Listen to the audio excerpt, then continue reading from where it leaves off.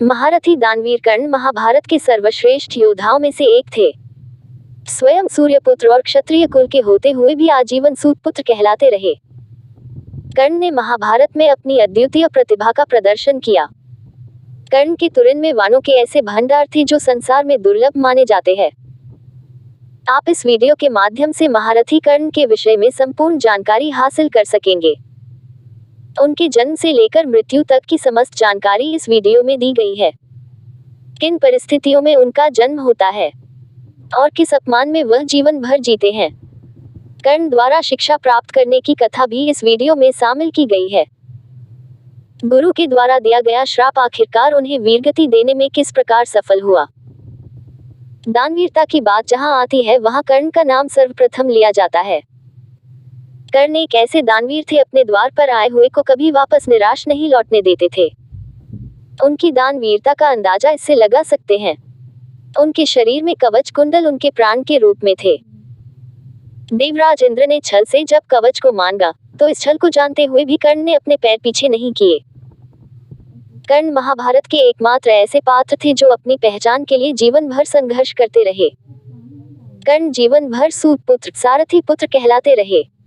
यह अपमान का विष वह जीवन पर्यंत पीने पर विवश था। जीवन भर जिसका वध कर स्वयं को सर्वश्रेष्ठ धनुर्धारी सिद्ध करने की प्रतिज्ञा वह लेते रहे। अंत समय उसके जीवन की पहचान से तथा वास्तविक ज्ञान से कर्ण जैसा योद्धा भी विचलित हो गया। कृष्ण द्वारा युद्ध आरंभ से पूर्व कर्ण को उसके वास्तविक स्वरूप से परिचय कराना कर्ण के जीवन में तूफान से कम नहीं था। कर्ण को अपने वास्तविक माता पिता का परिचय होता है। वह जिस व्यक्ति का वध करने के लिए दृढ़ प्रतिज्ञ रहते हैं वह और कोई नहीं उसका छोटा भाई अर्जुन होता है। कर्ण के जीवन में ऋण का मूल्य चुकाना और सत्य के प्रति अपना कर्तव्य निभाना, इन दोनों के बीच पूरे जीवन गहरा द्वंद्व छिड़ जाता है। कर्ण वास्तविक में महान योद्धा थे और क्षत्रिय रक्त उनके शरीर में प्रवाह हो रहा था। वह कभी भी अपने कर्तव्य और ऋण का मूल्य चुकाने से पीछे हटने वाले नहीं थे।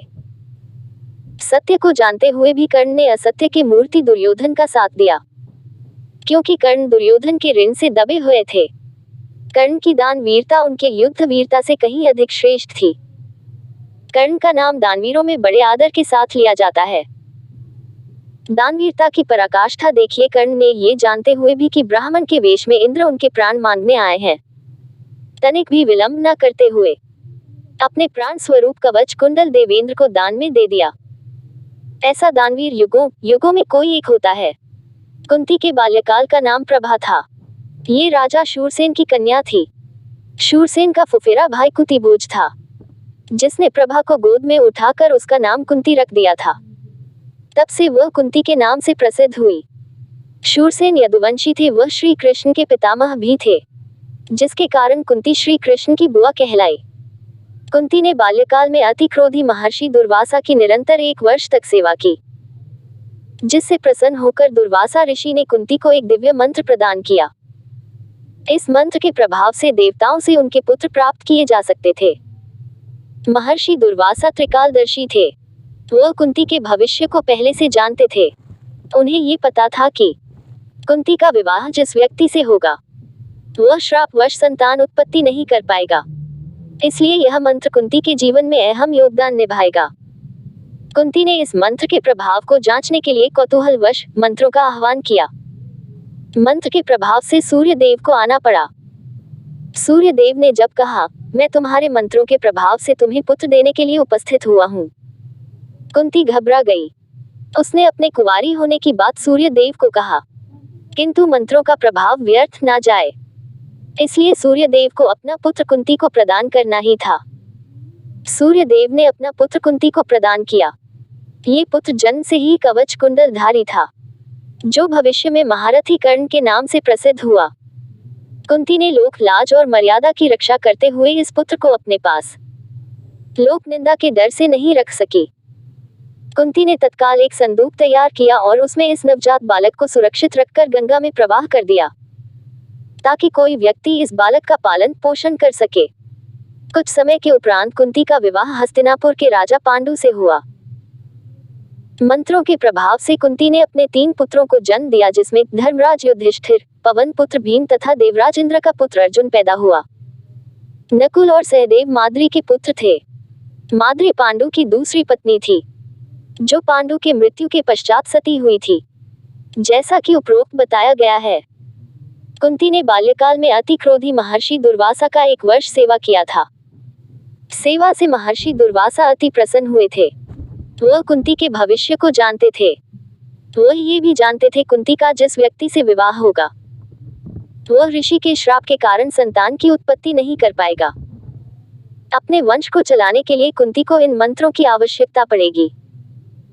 यही कारण था कुंती की सेवा से प्रभावित दुर्वासा ऋषि ने दिव्य मंत्र प्रदान किया। इस मंत्र का प्रभाव के माध्यम से किसी भी देवता को बुलाकर उनसे पुत्र प्राप्त किया जा सकता था। महर्षि दुर्वासा के द्वारा कुंती को संतान उत्पत्ति का दिव्य मंत्र प्राप्त हुआ था। कुंती ने इन मंत्रों के प्रभाव को जानने की उत्सुकता वश मंत्रों का आह्वान किया। इस मंत्र के प्रभाव से वशीभूत होकर सूर्य देव को कुंती के समक्ष प्रस्तुत होना पड़ा। हे सुंदरी, तुमने मेरा आह्वान किया है। मैं तुम्हें पुत्र प्रदान करने आया हूँ। मैं अभी अविवाहित हूँ, मैं ये पुत्र कैसे स्वीकार कर सकती हूँ? इस मंत्र का प्रयोग कौतूहल वश किया है, आप मुझे क्षमा करें। किंतु मंत्र के आह्वान के उपरांत सूर्य देव को वह पुत्र प्रदान करना ही था। उन्होंने कुंती को आश्वासन देते हुए अपना पुत्र प्रदान किया। ये पुत्र जन्म से ही कवच कुंडलधारी था, मुख पर सूर्य का तेज था। कुंती उच्च कुल और सभ्य समाज की पुत्री थी। लोक लाज तथा निंदा के भय से एक सुरक्षित संदूक में रखकर बालक को गंगा जी में प्रवाहित कर दिया। ये दिव्य बालक कोई और नहीं, सूतपुत्र कर्ण, महारथी कर्ण, दानवीर कर्ण के नाम से विख्यात हुआ। कुंती ने लोक निंदा के कारण अपने जिस बालक को गंगा में प्रवाहित कर दिया था, उसको एक निसंतान दंपति अधीर्थ राधा ने गंगा की लहरों से प्राप्त किया।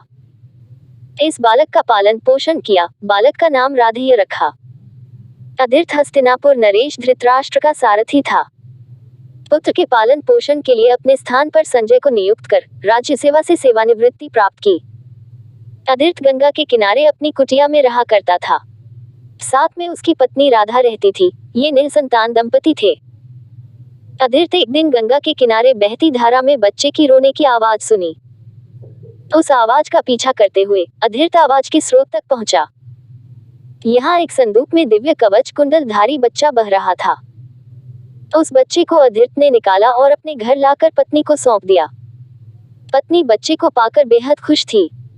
भगवान का आशीर्वाद समझकर इस बच्चे को अपना नाम राधेय दिया। माता की पूरी निष्ठा के साथ बालक का पालन पोषण किया। राधेय कर्ण जन्म से ही दिव्य गुणों के साथ जन्मा था। राधेय सामान्य बालकों से बिल्कुल अलग था। इसमें वह प्रतिभा थी जो अन्य बालकों में नहीं होती है। इस बालक का खिलौना भी धनुष बाण था। भविष्य में सबसे बड़ा धनुर्धारी बनने की इच्छा इस बालक के मन में थी। माता पिता की विवशता थी। वह इस बालक के लिए वह सभी सुविधाएं नहीं दे सकते थे जो राजपुत्रों को मिला करती थी। राधेय अपने माता पिता के लिए किसी राजकुमार से कम नहीं था। यही कारण था कि अधीर्थ ने राधेय की देखभाल करने के लिए राज्य सेवा से संन्यास ले लिया था। अधीर्थ अपने पुत्र के पालन पोषण में किसी भी प्रकार की कोई कमी नहीं रहने देना चाहता था। वह राधेय के लिए उत्तम शिक्षा की व्यवस्था करना चाहता था। इसी उद्देश्य से वह गुरु द्रोणाचार्य के आश्रम में राधेय को लेकर गए थे। अधिरथ में बालक का नाम राधा का पुत्र राधेय बताया। बालक के मुख पर दिव्य प्रकाश था। द्रोणाचार्य ने बालक का नाम कर्ण रखा। यही बालक भविष्य में दानवीर कर्ण, महारथी कर्ण के नाम से प्रसिद्ध हुआ। गुरु द्रोणाचार्य ने बालक को शिक्षा देने से इनकार कर दिया। उन्होंने बताया, ये गुरुकुल केवल राजकुल के बालकों के लिए है। यहाँ केवल क्षत्रिय तथा राज परिवार के बालकों की शिक्षा दीक्षा होती है। अतः मैं आपके बालक को शिक्षा नहीं दे सकता, ये कहकर मना कर दिया। आप कर्ण के लिए किसी और गुरु का चयन करें। कर्ण ने द्रोणाचार्य से कई प्रश्न किए। क्या शिक्षा धर्म जाति देखकर दी जाती है? क्या सरस्वती देवी किसी बालक का जाति धर्म देखती है? किंतु द्रोणाचार्य ने एक नहीं सुनी। अपनी विवशता राज परिवार तथा क्षत्रिय कुल के प्रति जाहिर करते हुए शिक्षा देने से इनकार कर दिया। कर्ण ने तत्काल गुरु द्रोणाचार्य के पुत्र को कुटिया में बैठे देखा। यह बालक चक्रव्यूह की रचना का अध्ययन कर रहा था। कर्ण ने तत्काल उस बालक की ओर इशारा करते हुए पूछा, यह बालक कौन है? द्रोणाचार्य ने उत्तर दिया, यह मेरा पुत्र अश्वत्थामा है। कर्ण का सीधा सा जवाब था, न तो ये राजकुल का बालक है और न ही क्षत्रिय, फिर भी इसे शिक्षा दी जा रही है। मेरे साथ ऐसा भेदभाव क्यों? ये कहते हुए कर्ण द्रोणाचार्य के आश्रम से सर्वश्रेष्ठ गुरु की तलाश में निकल गया। कर्ण द्रोणाचार्य के आश्रम से अपमानित होकर अपने लिए सर्वश्रेष्ठ गुरु की तलाश में निकल गए। कर्ण की तलाश सर्वश्रेष्ठ गुरु परशुराम के रूप में हुई। परशुराम को गुरु के रूप में पाकर कर्ण काफी उत्साहित थे। गुरु की छत्र छाया में कर्ण ने संसार के समस्त अस्त्र शस्त्र का अभ्यास किया। अपने गुरु से धनुर्विद्या का सर्वश्रेष्ठ ज्ञान प्राप्त किया। माना जाता है कर्ण का सामना करने वाला उस समय तक कोई और वीर नहीं था। गुरु द्रोणाचार्य ने अपने प्रिय शिष्य अर्जुन को सर्वश्रेष्ठ धनुर्धारी का आशीर्वाद दिया था। द्रोणाचार्य ने अर्जुन को सर्वश्रेष्ठ बनाए रखने के लिए एकलव्य जैसे धनुर्धारी का अंगूठा लेने से भी पीछे नहीं हटे। एक दिन की बात है, वृक्ष के नीचे बैठे परशुराम अपना मस्तक शिष्य कर्ण की गोद में रखकर विश्राम कर रहे थे। तभी एक बिच्छू अनायास वहां आ गया। स्वभाववश बिच्छू अपना कार्य करने लगा। बिच्छू कर्ण के शरीर को खोदने लगा। इस बिच्छू के दंत का प्रहार काफी तीव्र था। सामान्य व्यक्ति के सहन करने की कोई बात नहीं थी। इस गहरे घाव तथा दर्द को कोई क्षत्रिय ही सहन कर सकता था। कर्ण बिच्छू के प्रहार को सहन करते रहे थे ताकि उसके गुरु की निद्रा भंग ना हो। रक्त की धारा बह निकली। रक्त ने जब परशुराम को स्पर्श किया, गुरु परशुराम की नींद भंग हुई। कर्ण के इस कार्य को देखकर वह प्रसन्न हुए। कहने लगे, तुमने इसे क्यों नहीं मारा? क्यों इस दर्द को क्यों सहते रहे? कर्ण ने सरल जवाब दिया, मेरी इस क्रिया से आपकी नींद भंग हो जाती। ऐसा पाप मैं नहीं कर सकता था। परशुराम समझ चुके थे, यह कोई साधारण बालक नहीं है। इसने मुझसे क्षत्रिय होने की बात छुपाई और मुझसे समस्त शिक्षा ग्रहण किया। तत्काल परशुराम क्रोधित हुए। उन्होंने कर्ण को श्राप दिया, तुमने मुझसे अपने क्षत्रिय होने की बात छुपाई और समस्त शिक्षा प्राप्त की। मेरी यह शिक्षा तुम्हें तब काम नहीं आएगी जब मेरी शिक्षा की तुम्हें अत्यंत आवश्यकता होगी। कर्ण का सामना युद्ध भूमि में जब अपने प्रतिद्वंदी अर्जुन के साथ होता है, गुरु परशुराम का श्राप फलीभूत होता है। कर्ण अपने गुरु के द्वारा दी गई शिक्षा को भूल जाते हैं और अर्जुन के बाणों से वीरगति को प्राप्त होते हैं। गुरु द्रोणाचार्य से कौरव तथा पांडव गुरुकुल की समस्त शिक्षा ग्रहण कर चुके थे। राज्य में उनकी शिक्षा का प्रदर्शन हेतु रंगभूमि का आयोजन किया गया। रंगभूमि में समाज और राज परिवार अपने पुत्रों के अस्त्र शस्त्र की शिक्षा का, उसकी कुशलता का परिचय देख सके। ऐसा ही हुआ। रंगभूमि को तैयार किया गया। महाराज धृतराष्ट्र, महामंत्री विदुर, पितामह भीष्म और समस्त राज्य परिवार तथा समाज के लोग रंगभूमि में अपने अपने स्थान पर आ बैठे। एक एक करके सभी राजपुत्र अपने शिक्षा की कुशलता का प्रदर्शन करने लगे। दुर्योधन भीम ने अपनी गदा के कुशल प्रयोग का प्रदर्शन किया। युधिष्ठिर ने भाला, नकुल सहदेव ने तलवार तथा भाले का प्रदर्शन किया। अन्य राजकुमारों ने भी अपने अपने युद्ध कौशल का प्रदर्शन रंगभूमि में कर रहे थे। अर्जुन जब अपने बाणों के कौशल का प्रदर्शन कर रहे थे, उनके बाणों से कभी अग्नि, वर्षा, आंधी आदि प्रकट हो रहे थे। ऐसा युद्ध कौशल अद्वितीय था। सभी अर्जुन की जय जयकार कर रहे थे। भीष्म पितामह उन्हें आशीर्वाद दे रहे थे। गुरु द्रोणाचार्य अपने शिष्य के कला प्रदर्शन पर गर्व अनुभव कर रहे थे। तभी एकाएक धनुर्धारी रंगभूमि में उपस्थित हुआ। इसने सीधा अर्जुन को चुनौती प्रस्तुत की। वह स्वयं को अर्जुन से सर्वश्रेष्ठ धनुर्धारी सिद्ध करना चाहते थे। इस बालक को यहाँ भी उसे अपने अपमान का विष पीना पड़ा। उसे सूत पुत्र होने के नाते रंगभूमि में प्रदर्शन करने से रोक दिया गया, क्योंकि यह रंगभूमि राजकुमारों के प्रदर्शन हेतु तैयार किया गया था। सूत पुत्र कर्ण को भीष्म पितामह तथा गुरु द्रोणाचार्य ने प्रदर्शन का आदेश नहीं दिया। पांडवों के प्रदर्शन से कौरव नाराज थे, क्योंकि पांडवों ने उनसे अधिक सभ्य और श्रेष्ठ प्रदर्शन किया था। विशेषकर दुर्योधन पांडवों से सदैव ईर्ष्या करता था। दुर्योधन के समक्ष यह अवसर स्वयं चलकर आया था। वह अपने स्थान से कर्ण के पास आया, उसके वीरता प्रदर्शन की अनुशंसा करता रहा, किंतु बड़े तथा आदरणीय लोगों ने सूत पुत्र होने को माध्यम बनाया तथा प्रदर्शन की अनुमति नहीं दी। दुर्योधन के पक्ष में कोई ऐसा धनुर्धारी नहीं था जो अर्जुन का सामना कर सके। ऐसे वीर को अपने पक्ष में करने के लिए दुर्योधन ने एक चाल चली। कर्ण को अंग देश का राजा घोषित किया। कर्ण का राजतिलक रणभूमि में किया। कर्ण दुर्योधन के इस उपकार को जीवन भर नहीं भुला सके। दुर्योधन असत्य, दुराचार की प्रतिमूर्ति है। ये जानते हुए भी कर्ण ने दुर्योधन का साथ कभी नहीं छोड़ा। यहीं से दुर्योधन और कर्ण की प्रगाढ़ मित्रता स्थापित हुई। इसी मित्र के पक्ष में युद्ध करते हुए कर्ण ने अपने प्राणों की आहुति रणभूमि में दी। हस्तिनापुर राज्य का विभाजन कर खांडवप्रस्थ का हिस्सा पांडवों को दे दिया गया। ये जंगल झाड़ की भूमि थी। यहाँ पांडवों ने अपनी मेहनत केबल से इंद्रप्रस्थ राज्य की स्थापना की। इस राज्य की ख्याति दूर दूर तक थी। स्वयं दुर्योधन ने भी इससे पूर्व राजमहल कहीं और नहीं देखा था। उसके मन में कुटिल चालों का विस्तार होने लगा। वह सदैव पांडवों से ईर्ष्या करता था।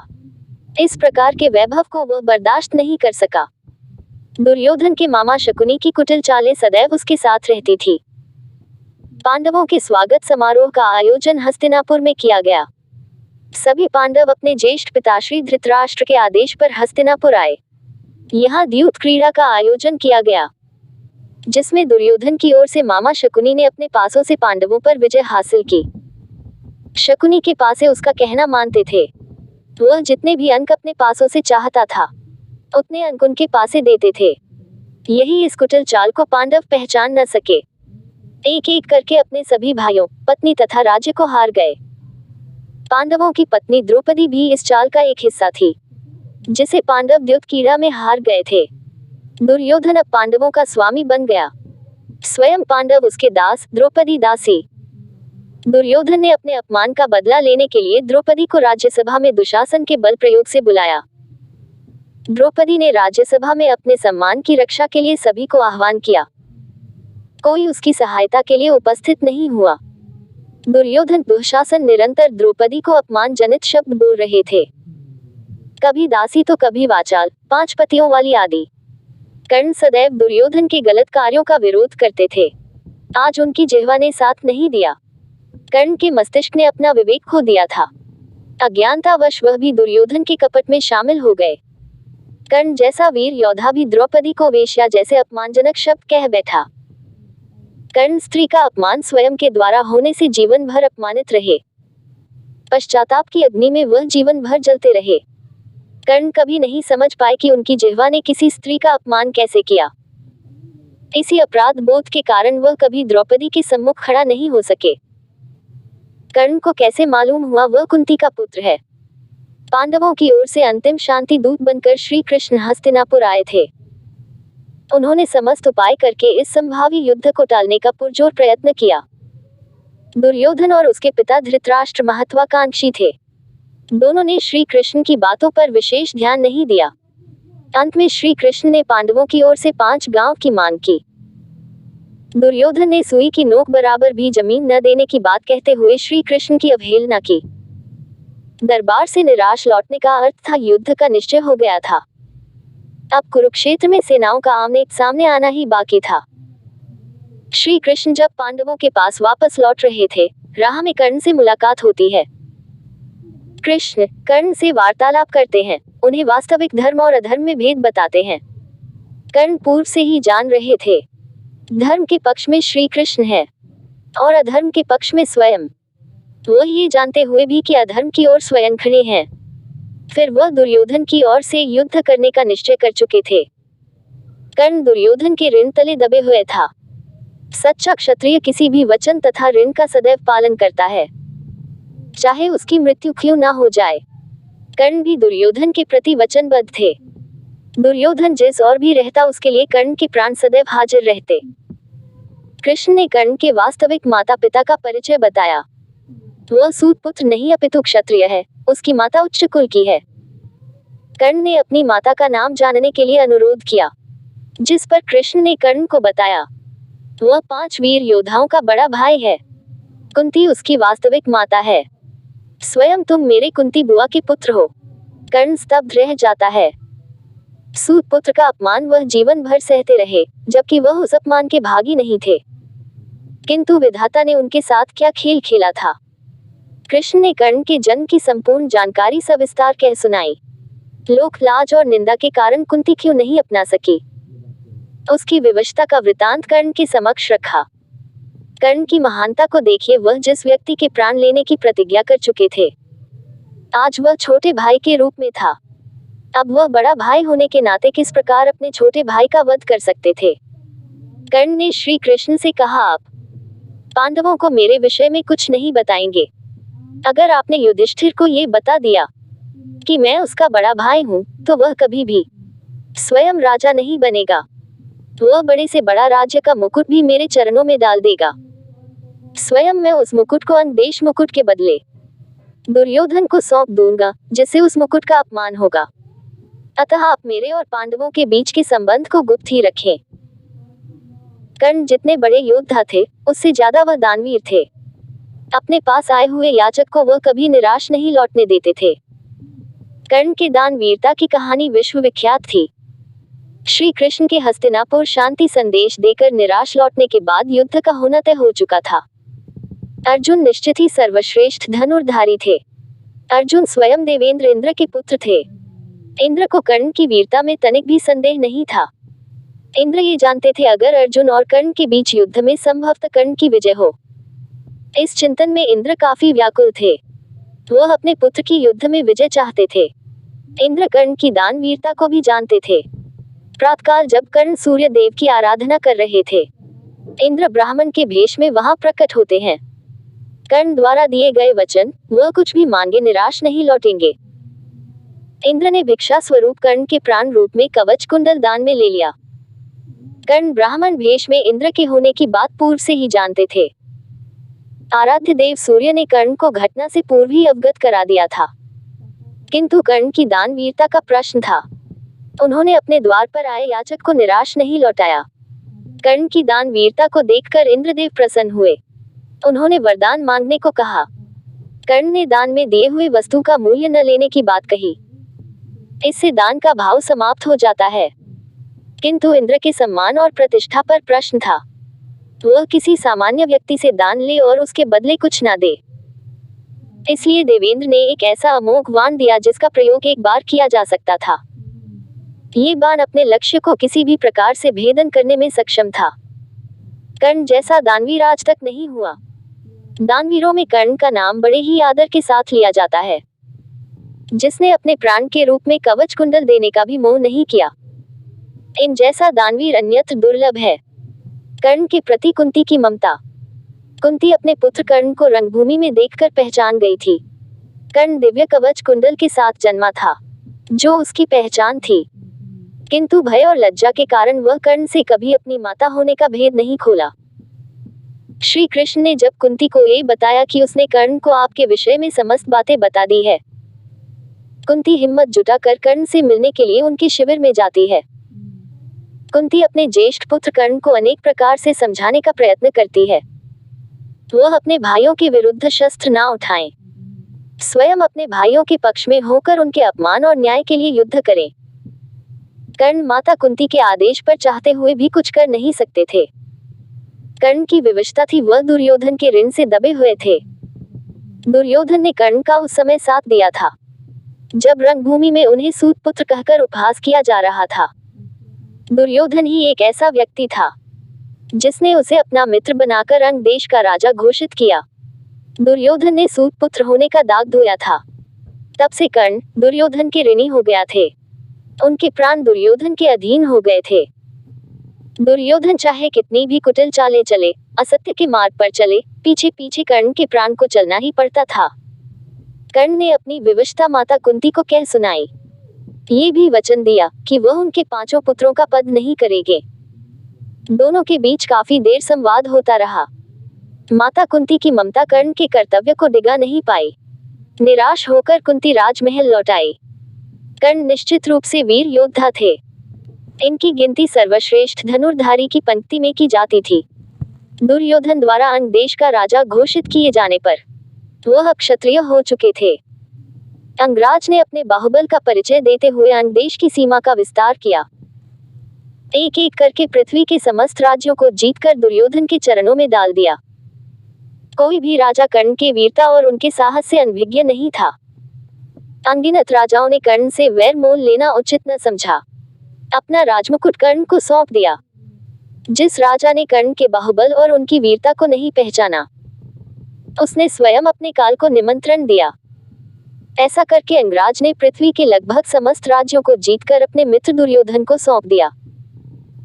महाभारत युद्ध के 15वें दिन द्रोणाचार्य के मरणोपरांत कर्ण को मुख्य सेनानायक नियुक्त किया गया।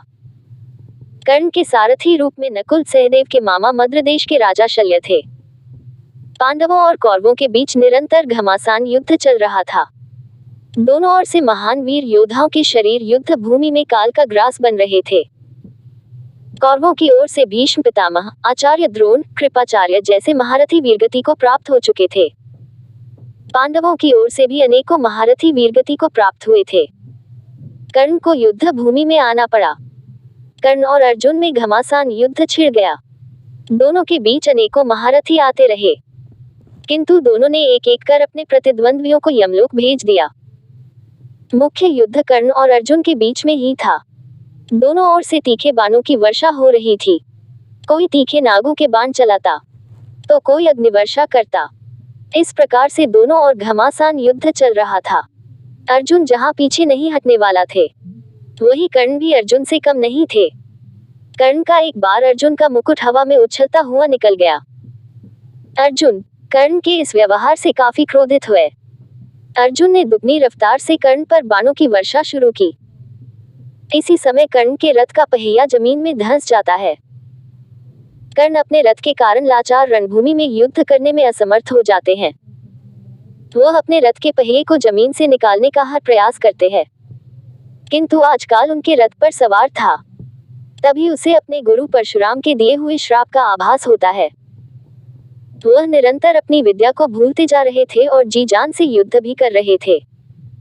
धीरे धीरे कर्ण अपनी समस्त विद्याओं को भूल गए। अर्जुन ने अपने बाणों से उस वीर योद्धा को वीरगति दी।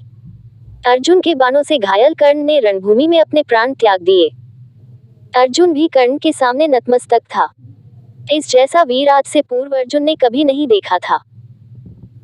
कर्ण ने अपने युद्ध वीरता, दान वीरता के साथ साथ पारिवारिक जीवन का भी पूरी निष्ठा के साथ निर्वाह किया। कर्ण ने वृषाली से विवाह किया, जिससे उनको निम्नलिखित संतानों की प्राप्ति हुई: सुदामा, वृषसेन, चित्रसेन, सत्यसेन, सुषेण, शत्रुंजय, वृषकेतु, बाणसेन, द्विपता, प्रसेन। कर्ण के पुत्र पिता की भांति ही महावीर और महारथी थे। इन्होंने अनेक राज्यों में अपनी राजधानी स्थापित की और राजकाज का निर्वाह किया। महाभारत के युद्ध में कर्ण के पुत्रों ने भी भाग लिया था। राधेय अधीर्थ की पत्नी राधा का पुत्र होने के कारण राधेय कहलाया। कर्ण गुरु द्रोणाचार्य ने बालक के मुख पर सूर्य सा तेज देखकर राधेय का नाम कर्ण रख दिया। सूर्यपुत्र श्री कृष्ण द्वारा कर्ण के वास्तविक रूप का दर्शन होने के पश्चात सूर्यपुत्र कहलाए। परशुराम शिष्य गुरु परशुराम का शिष्य होने के कारण कर्ण परशुराम शिष्य भी कहलाए। अधीरथी सारथी अधीरथ का पुत्र होने के कारण अधीरथी नाम से जाने गए। सूतपुत्र सारथी का पुत्र होने के कारण सूतपुत्र कहलाए। दानवीर कर्ण की दानवीरता सर्वश्रेष्ठ थी, जिसके कारण वह दानवीर कहलाए। अंगराज दुर्योधन द्वारा रणभूमि में सूतपुत्र को अंगदेश देने के बाद अंगराज कहलाए।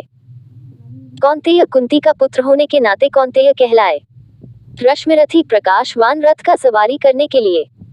वैकर्तना इंद्र को अपने कवच कुंडल दान करने के कारण। वायुसेन जो जन्म से ही धन के साथ जन्मा हो। विजयधारी नामक धनुष को धारण करने वाला। दानशूर सच योद्धा की भांति लड़ने के कारण कर्ण दानशूर कहलाए। वृषा द्वारा लिए गए प्रतिज्ञा का दृढ़ता से पालन करने के कारण वृषा कहलाए। सौता सारथी का पुत्र होने के कारण सौता कहलाए। अन्य कितने ही उपनामों से कर्ण को जाना गया। ये कुछ प्रमुख नाम थे जो प्रचलन में है। वैसे दानवीर कर्ण के नाम से अधिक प्रसिद्ध हुए। महाभारत का युद्ध धर्म की रक्षा के लिए लड़ा गया था। पांडवों के रूप में धर्म का ह्रास हो रहा था। स्त्री का सम्मान तार तार हो चुका था। अनावश्यक वचन ने सत्य के प्रति अपना कर्तव्य न निभाने में विवशता दिखाई। शिक्षा के संबंधी गलत धारणाओं के कारण उचित छात्र वंचित रह जाते। महत्वाकांक्षा के लिए व्यक्ति किस स्तर तक आ जाता है। अपने और पराये के बीच किस प्रकार का भेदभाव होता है। निरंतर कुटिल चालों के बीच बैठने से स्वभाव में कुटिलता का आना, अनावश्यक प्रतिज्ञा और आशीर्वाद के कारण सत्य से विमुख होकर असत्य का साथ देना आदि अनेक कारणों से महाभारत का युद्ध हुआ था। महाभारत में निहित गीता की शिक्षा, श्री कृष्ण के मुख से निकला प्रत्येक शब्द जीवन के मूल शाश्वत सिद्धांतों को बताता है। कर्म और फल के बीच के अंतर को व्यक्ति तथा समाज के सम्मुख प्रकट करता है। किस प्रकार व्यक्ति निष्काम भाव से अपने कार्य करता है, समस्त विस्तार कृष्ण ने अपने प्रिय अर्जुन को कुरुक्षेत्र में बताया। स्वयं अपनों के विरुद्ध भी धर्म की रक्षा के लिए अगर शस्त्र उठाए जाएं तो वह उचित है। धर्म तथा सत्य की स्थापना के लिए दोषी को दंड देना न्याय संगत है। किसी भी ऐसे कार्य को करने से बचना चाहिए जिससे किसी व्यक्ति तथा समाज की हानि होती है। धृतराष्ट्र तथा उसके पुत्र दुर्योधन की महत्वाकांक्षाओं ने महाभारत का युद्ध लड़ने पर विवश किया था। इस प्रकार की महत्वाकांक्षाओं से व्यक्ति को बचना चाहिए। ऐसे कार्य किए जाने चाहिए जिससे किसी व्यक्ति का सम्मान सुरक्षित रहे, समाज की हानि ना हो। अन्यथा महाभारत युद्ध के लिए तैयार रहना चाहिए। महाभारत कोई रणभूमि नहीं है, ये सर्वत्र विद्यमान है। महाभारत व्यक्ति के मस्तिष्क में भी है। अगर दुराचार, अनाचार का व्यवहार करता है तो उसके मस्तिष्क, सोचने की क्षमता, विवेक सभी का नाश निश्चित है। यही महाभारत है।